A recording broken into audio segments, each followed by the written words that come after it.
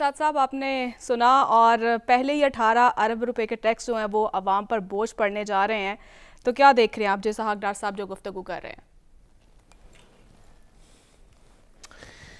देखिए, हम economic policy के बारे में सीरियसली इस मुल्क में सोचना चाहते हैं।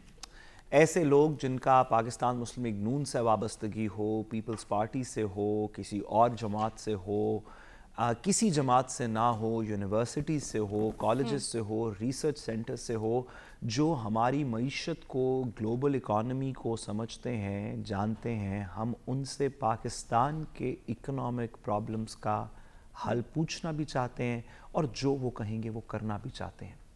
लेकिन इस फहरिस्त में किसी भी जगह पे इकोनॉमिक हिटमेंट की जगह नहीं है। इस फहरिस्त में किसी भी जगह पे इसहाक डार साहब की जगह नहीं है। उनका क्या ख्याल है इस इकॉनमी के बारे में या कैसे ठीक करेंगे? तो मैं इतना कहता चलूँ कि इकबाल ने फरमाया, उनकी एक नज़्म है, मजनू ने शहर छोड़ा तू सहरा भी छोड़ दे, हुदीद की हवस तो लैला भी छोड़ दे। उसमें वो कहते हैं, इकबाल रहमतुल्लाह अलैह ने फरमाया कि वाइज सबूत लाए जो मैं के जवाज़ में, इकबाल को ये ज़िद है कि पीना भी छोड़ दे। अगर इसहाक डार साहब के पास कोई आइडिया है तो इकबाल को ये ज़िद है कि पीना भी छोड़ दे। जो उनके दौर में साहब आपको याद होगा, जो उनके दौर में पीडीएम के दौर में डॉक्टर आशा गौस पाशा साहिबा हमेशा ये बात करती थी कि इकॉनमी को ठीक करने के लिए कौन कौन से अहम पॉइंट होने चाहिए।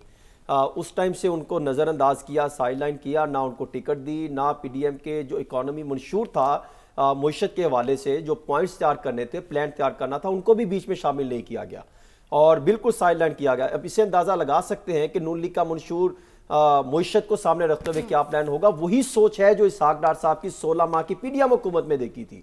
वही सोच आपको आइंदा आने वाले मंशूर में नजर आएगी। लेकिन मंशूर से अब आगे जा चुकी है बातें। अब मंशूर पे ये बहस करने का तो वक्त रह ही नहीं गया जो वक्त होना चाहिए था।